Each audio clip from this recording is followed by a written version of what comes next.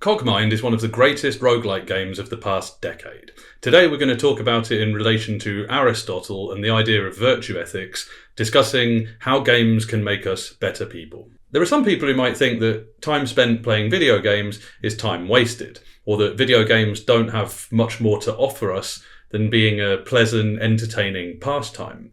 I want to use Cogmind and the philosophy of Aristotle today to dispel these notions. Essentially, the idea that I'll be articulating is that playing video games plays a part in helping us be better people.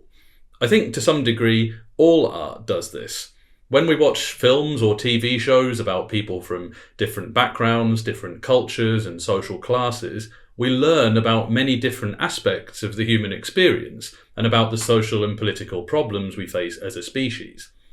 A healthy engagement with art ultimately results in us becoming more knowledgeable, wise, empathetic and cultured people. Video games are an art form, so they do the same thing too. But their highly interactive nature means that they're able to go a bit further than other art forms in some respects, or maybe do things that other art forms are not able to. Essentially, what I'm going to suggest through Cogmind is that playing video games helps train us to be good people by strengthening our ethical and intellectual virtues, in the sense that Aristotle understood virtues and moral character. I'm not saying all you need to do is sit around and play video games all day and you'll magically become a good person. We should aim to have rich, varied lives, full of friendships, social interactions and meaningful situations, through which we train our moral virtues in a host of different ways. But video games have a part to play in the formation of moral character, and today we're going to get into why. Cogmind is a work of genius, a fresh, different, contemporary take on the roguelike genre, which is almost 40 or over 40 years old at this point. It offers a much more streamlined and modernised experience compared to many of the games in the roguelike genre's history, while managing to remain faithful to what made those games so great in the first place. I'm not going to talk so much about what roguelikes are or the history of roguelikes in this video. I have another video already which does that, so if you'd be interested in seeing that, do check it out. For today, I'd just like to talk about Cogmind, what makes it so great, what we can learn from playing it, and what benefits playing games like Cogmind might have for us as human beings and moral agents. Cogmind is a sci-fi game where you play as a robot. Basically, everything is controllable with your mouse. A vast amount of the game's information is open to view at any time, and you're trying to escape from a gigantic facility populated by loads of other different types of robots by finding the stairs on each floor and just keep going up until you reach the surface. Sounds simple enough, but doing it is absolutely brutal, even on the easier difficulties. The game doesn't hold your hand at all. I think there's like a tiny tutorial at the beginning, so you're not going into it completely blind, but it only tells you the very, very basics and leaves it up to you to figure the rest out for yourself. At its core, Cogmind is a quite traditional roguelike, which just for today's purposes we're going to simplify a bit and just understand as a game that possesses the following 4 features: procedural generation, permadeath, turn-based gameplay, and complexity. Procedural generation means that the environment of the game, the map layout and its contents are randomly generated each time you play it. So you never know what you're going to run into, where the enemies or the resources or the exit is going to be. So you have to adapt to whatever situation you find yourself in. You can't learn it by memory because it will be different every time. This is one of the main reasons these types of games are so difficult, but so exciting and so replayable. You just never know what you're going to get. Permadeath means exactly what it sounds like: permanent death. You don't have any checkpoints, no reloading a previous save or going back to a previous checkpoint. When you're dead, you go straight back to the beginning, no ifs, no buts, you're done. Turn-based gameplay means that every time you do anything in the game, like move, attack or equip an item, each action takes 1 turn each. The catch is, when you take a turn, so does everything else in the game world, including your enemies. So if you attack, your enemies might also attack you at the same time, or move towards you, or run away, depending on what's going on. but they kind of operate according to the same rules as you. They take a turn when you do. But this means that even if you're in a really intense fight, you still have as much time as you want in between turns to think about what you're doing and to plan your next move. You can still pore over all the game's information to make a decision, and you're never under any time pressure to do so. And it's very forthcoming with the information. It gives it to you up front, in abundance, information about everything. You can right-click on any enemy or any item for a statistical breakdown of it. You can open the game's menus and look at the information provided to you. You can read the combat log to get a real sense of the particulars of what's going on at any given time. None of this stuff takes a turn, so you really can take all the time you want to inform yourself and think in between moves. But as soon as you do move, everything else does too. And lastly, complexity, which has kind of a specific meaning in this context. It's not so much that the game is complicated, although it is.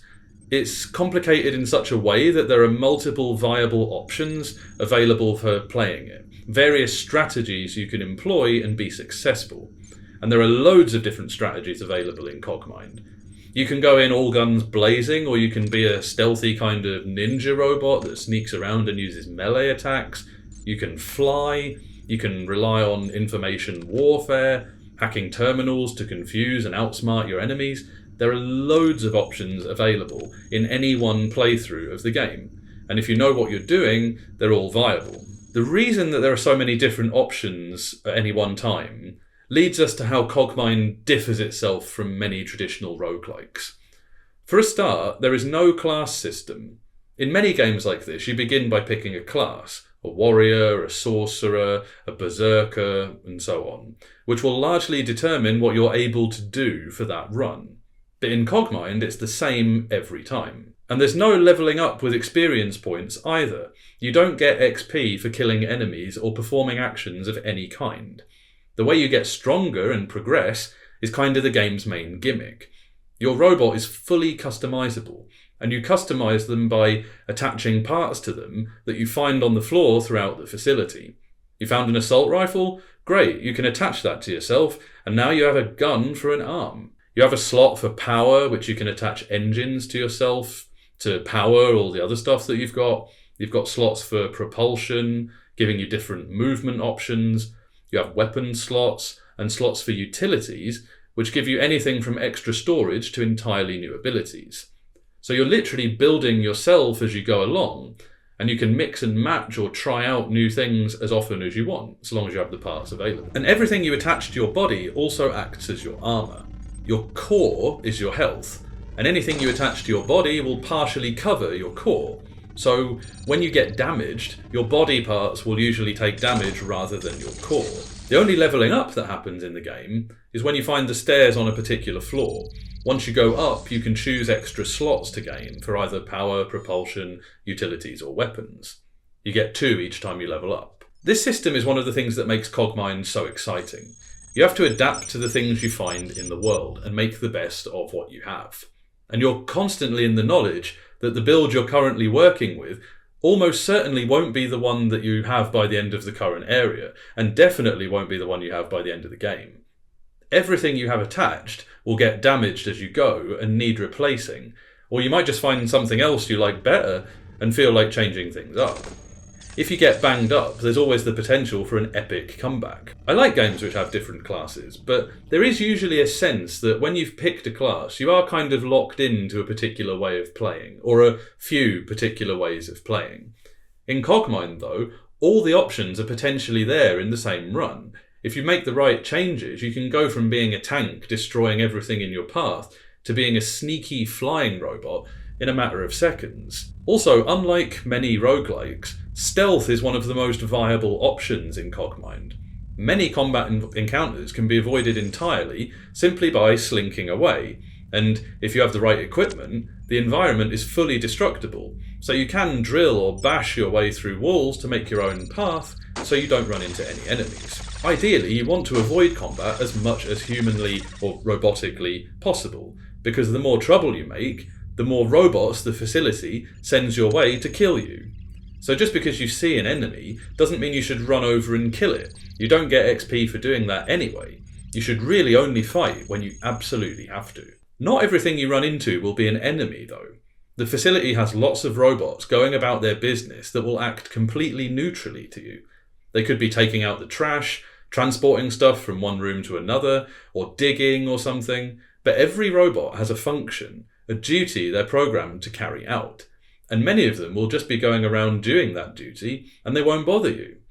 They're also super easy to kill, so if you see one, right-click it and discover that it has a part or something that you want, you can blow that cute little robot to smithereens and take it. As you navigate the complex, you'll also run into a bunch of terminals that can be hacked for information or to reduce your alert level, find out what equipment is being stored on that floor, and honestly, loads of other things.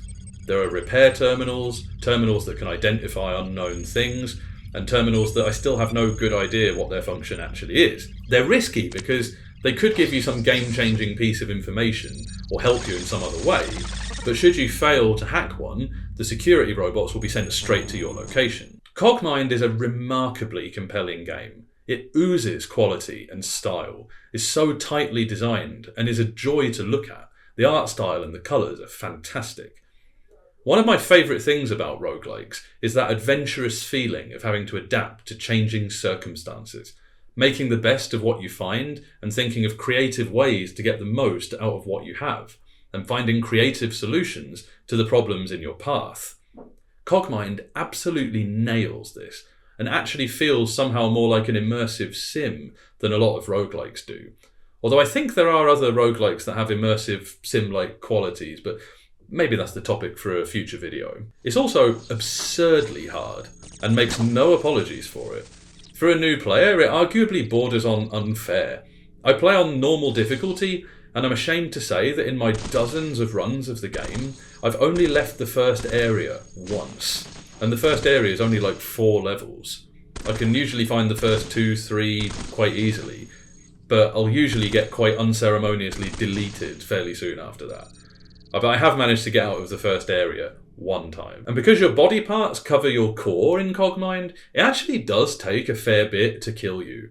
You can't get one-shotted, or even 2 or 3-shotted, but a bad decision, or what looks like a normal fight, can snowball pretty hard into a losing situation. Once you've taken a few hits, your guns have been broken, you can't fight back, your legs have started to fall off, your engine's taken a bit of a battering, and oh wait, that's gone too.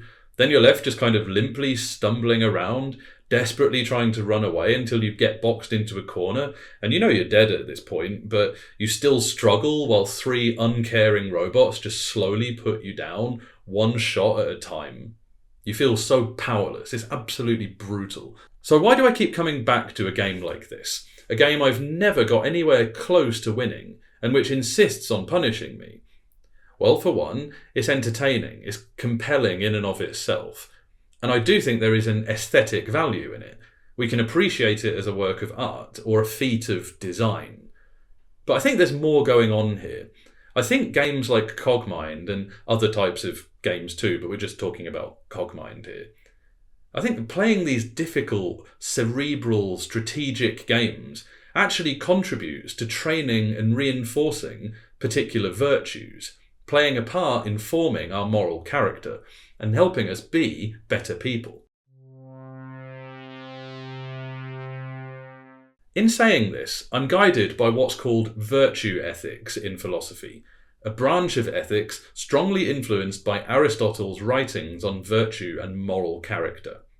Virtue ethics, along with deontology and utilitarianism, are the 3 dominant philosophical approaches to ethics, which is the philosophical study of morality, of what's morally good or bad, what's morally right and wrong.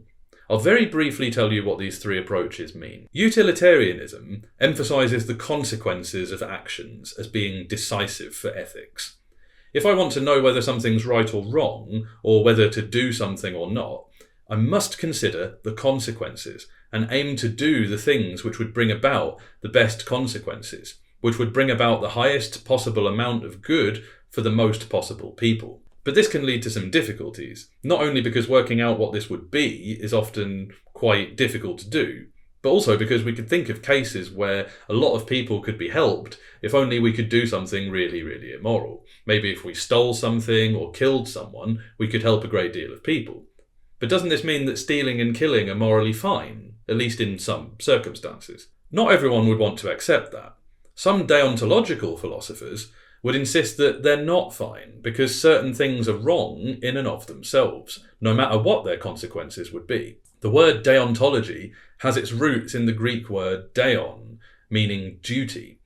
Deontology isn't concerned so much with the consequences of actions, but actions themselves, and whether or not we have a duty to perform certain actions. This type of philosophy is most commonly associated with Immanuel Kant and his notion of the categorical imperative, which he claims is an absolute, fundamental moral law derived from reason alone. Kant gave at least 4 different formulations of the categorical imperative, but the first, and maybe the most well-known one, is this: act only according to that maxim whereby you can at the same time will that it should become a universal law. So basically, whatever you do, you should be okay with everyone doing it. And whatever rules you follow in living your life, you should be okay with everybody following those rules.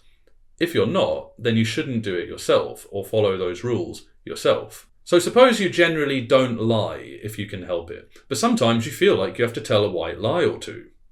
My phone died, so I didn't see your message. You look really great in that hat. It doesn't make you look ridiculous at all. I only had 2 beers last night. 3 at the most. In your head, you might rationalise these little lies by saying, it's okay, sometimes we have no choice but to lie, because the consequences of telling the truth would be worse. Kant sharply disagrees with this. According to the categorical imperative, we can't do anything we wouldn't be okay with making into a universal moral law. And society would be a fundamentally worse place if we made a law saying that it's totally morally permissible to lie in all circumstances. Therefore, you can't lie, ever. It will always be a morally wrong thing to do. Someone called Benjamin Constant famously objected to Kant by imagining this following case. You have to imagine a murderer who's after a friend of yours comes to your door and asks where your friend is. You know where your friend is. He's in the back, hiding from this guy. So, you have a choice. You can either tell the murderer where your friend is, or you could lie and tell the murderer your friend is somewhere else. Now, we can agree that lying might be usually bad, but in this situation, wouldn't lying actually be the moral thing to do? Kant doubled down and said no. It would be immoral to lie to the murderer because it would still be a lie. Kant wrote a short, literally like a 2-page reply to Constant, called On the Supposed Right to Lie from Benevolent Motives. The conclusion reads, to be truthful, honest, in all declarations is therefore a sacred, unconditional command of reason, and not to be limited by any expediency. So no, in Kant's deontology, lying is always wrong, so you have to tell the murderer where your friend is. Virtue ethics takes a different route to utilitarianism and deontology, putting the emphasis not on the rightness or wrongness of particular actions or on their consequences, but on virtues and moral character. It thinks about what virtuous people would do in particular situations, people with a virtuous character. It reflects on which particular virtues would be required for specific situations and how to make people more virtuous themselves.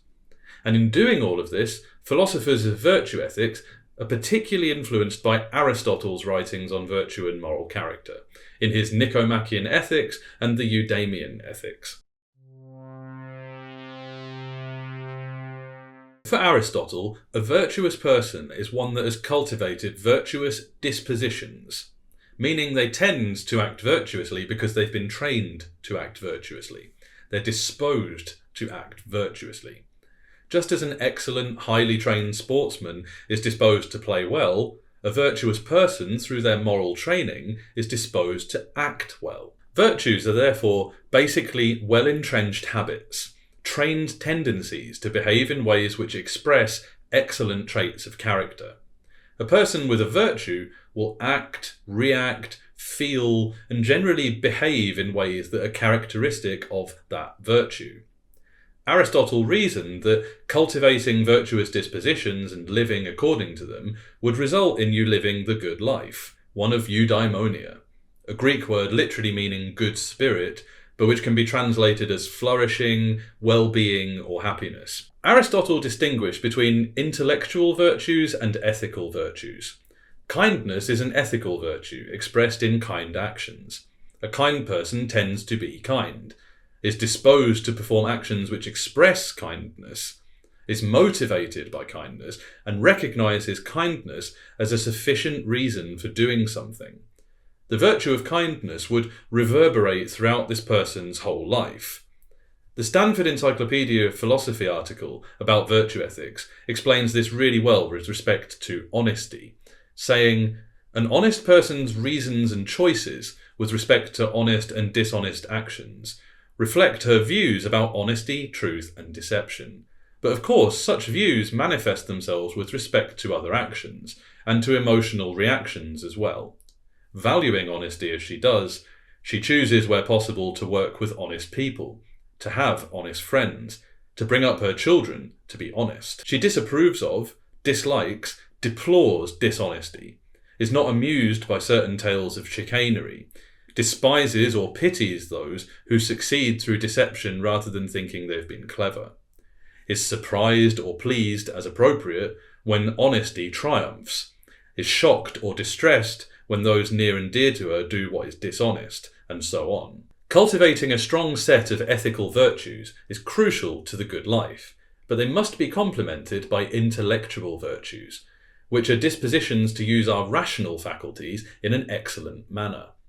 Just as we should be disposed to act well, we should be disposed to think well, understand well, reason well, evaluate well, judge well, and so on. Aristotle argued that all virtues exist as a balance between two vicious extremes, one of excess and one of deficiency, a balance often referred to as the golden mean. The virtue of courage is a balance between cowardice and recklessness.